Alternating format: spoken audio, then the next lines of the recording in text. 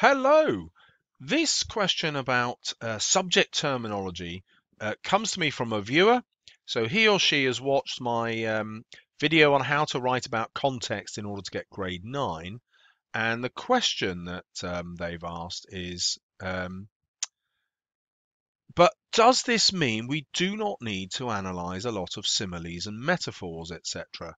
So having watched my video, they've noticed that the student who's got full marks in their essay in the exam hasn't written about similes and metaphors or sibilants or alliteration, etc., etc. Why is that a full mark essay? Well, to understand that, we need to really understand what subject terminology is. So the first thing to know, it is not technique spotting. By all means, if you're writing about a quotation and you find that it is a metaphor, mention it. But you don't get marks for that, really. You get marks for explaining the effect of the metaphor. Well, so far so good, but the question also implies, well, surely you need to name it as well, because otherwise, why do they want subject terminology? Well, this video will help you. Subject terminology means the language a student of English literature needs to use in order to write about any literary text. So that holds true for GCSE or A-level or degree.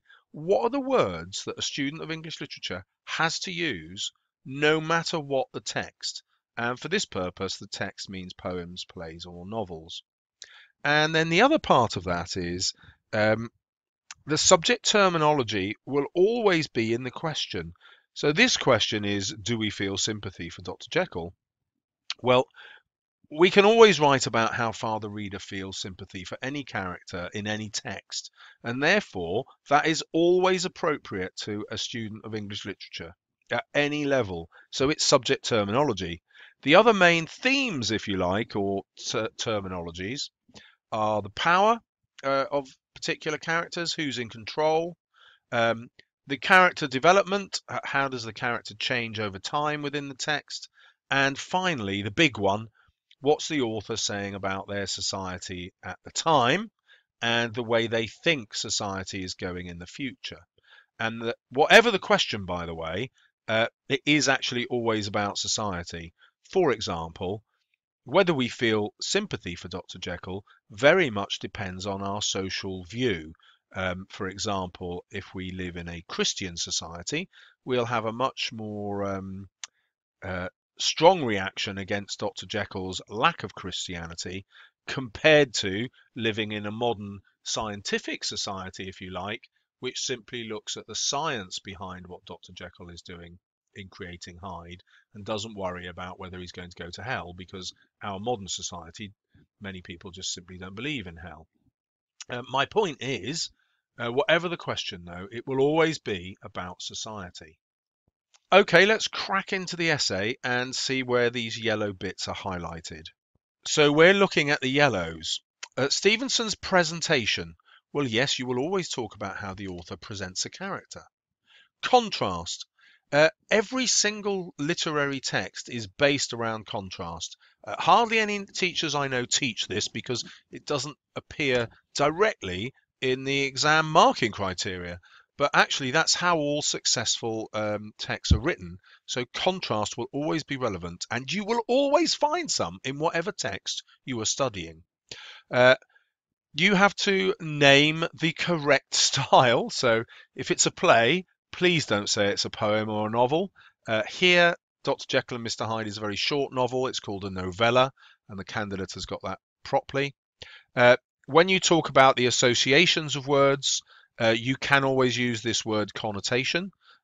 Therefore, it's relevant to every single literature essay. Back to contrast again. Sympathy, we've already dealt with. Novella. This is in the Gothic genre. Mentioning the genre of your text is always relevant. If you make a point about it, why it's in that genre. And obviously, every text is in a genre of some sort. Uh, Examiners always want their students to think about the text as a construct. In other words, the author, here at Stevenson, has constructed the text with a purpose in mind. So every time you refer to the author's purpose, You are using the correct subject terminology to analyze the text as a construct, okay? So you must always refer to the author's purpose. Now, this is particularly relevant, patriarchy, to any 19th century text or older. So if you're looking at a modern text, it won't be so relevant, but I've included it because every society that the writers you're studying are writing in is patriarchal. And for those of you who don't know, a patriarchal society is one where power and influence is controlled by males, not females. So all these societies pre-1900 are patriarchal. So that's always relevant.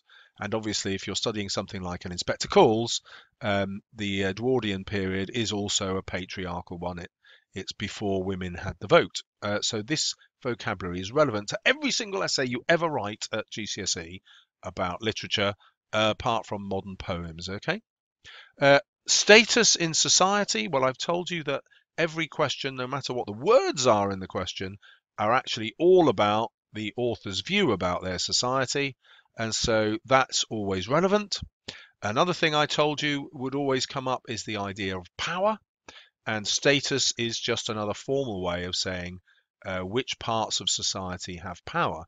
Those with higher status have more, and those with lower status have less, and therefore status is a word that you will use whatever the essay. It's always relevant.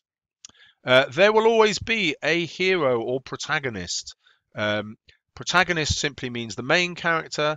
Hero obviously means how we're supposed to view them. So this will always be relevant unless it's feminine, in which case or female, in which case it's a heroine. Again, you can see the novella used. Here with represent and depiction, we have words used instead of shows.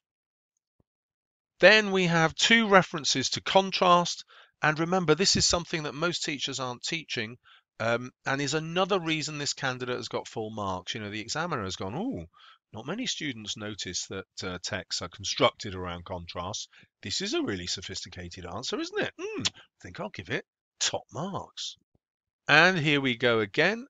Contrast appears again. Surprises is relevant. It might not seem it, but every single text is constructed around surprises. Otherwise, you wouldn't bother reading it. So the author is always trying to play with the reader's expectations. Informs is another word instead of shows. Changes him radically is a phrase that refers to character development, and that will always be relevant to every single text. Characters are supposed to change, and when they don't, that itself is worth writing about. Again, Stevenson's purpose, which shows that the text is a construct, and then words that are about the theme. So here, the role of whatever it is in your text, it will always have a role. Why? Because the text is a construct. It fits with the author's purpose.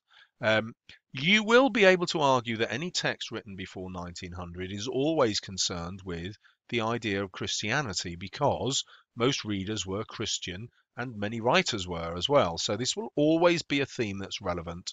And any 19th century text may look at evolution. Possibly I shouldn't have highlighted that because it won't be relevant to all your texts. In fact, I shouldn't have done. Apologies.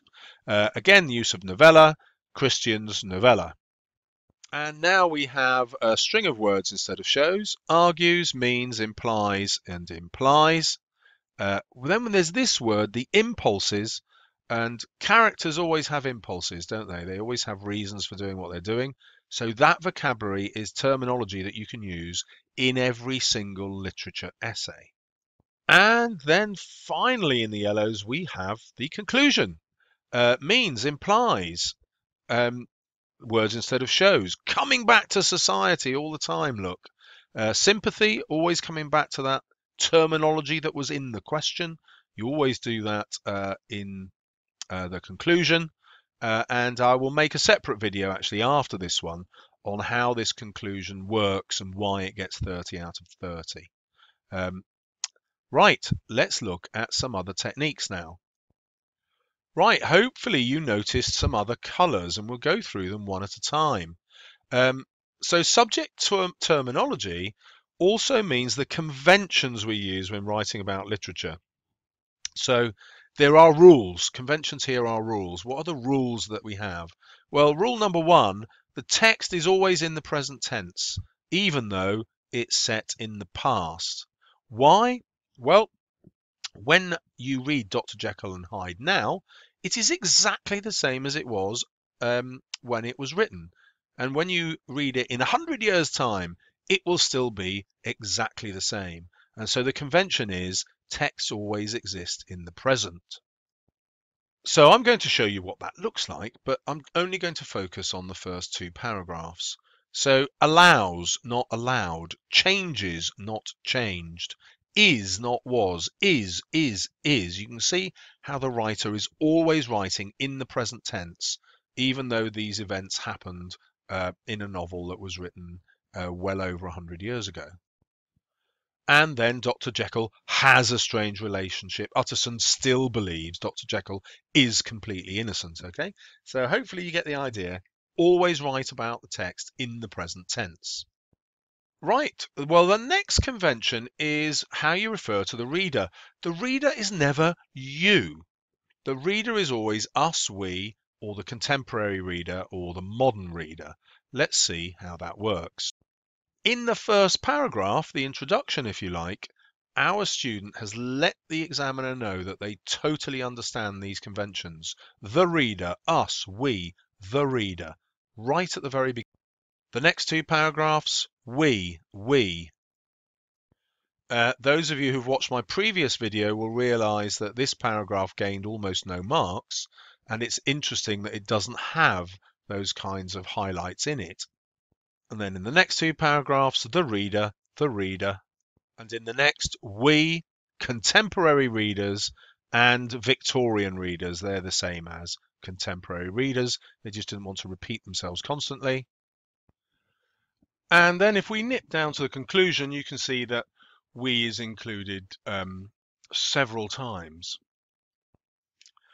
Right, well, finally, students of English literature need to be tentative when they're putting forward conclusions.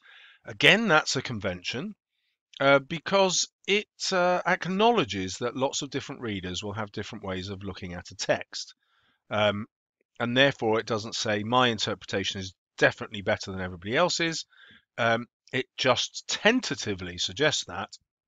And the skill is to present so many arguments that anyone who has a different opinion is overwhelmed by your range of evidence. So as we move through the essay, you can see two there, perhaps and could, none there, possibility here, perhaps and could here, and then the final conclusion. So that use of tentative language lifts this above most students' essays. And congratulations for getting to the end of the video. Let's recap. Remember, it is not about technique spotting. Subject terminology is the language that any student of English literature will use about any literary text. You must always think about the author's purpose, and that will always have something to do with the level of sympathy we have for a character, the power relationships and status they have, their character development, how they change, and most importantly of all, what is being said about society. And then there are the key conventions and the language that you use to reflect this. Make sure you write in the present tense. The reader is always us, we, a contemporary or modern reader. And then that tentative language could, perhaps, and might. And then finally, this bullet point I really probably don't need to tell you, but instead of the word shows, you have a range of vocabulary, such as suggests, implies, reveals, signifies, symbolizes, indicates, blah, blah, blah, blah, blah. Okay, good luck with your revision, and if you want to know more, don't forget to subscribe.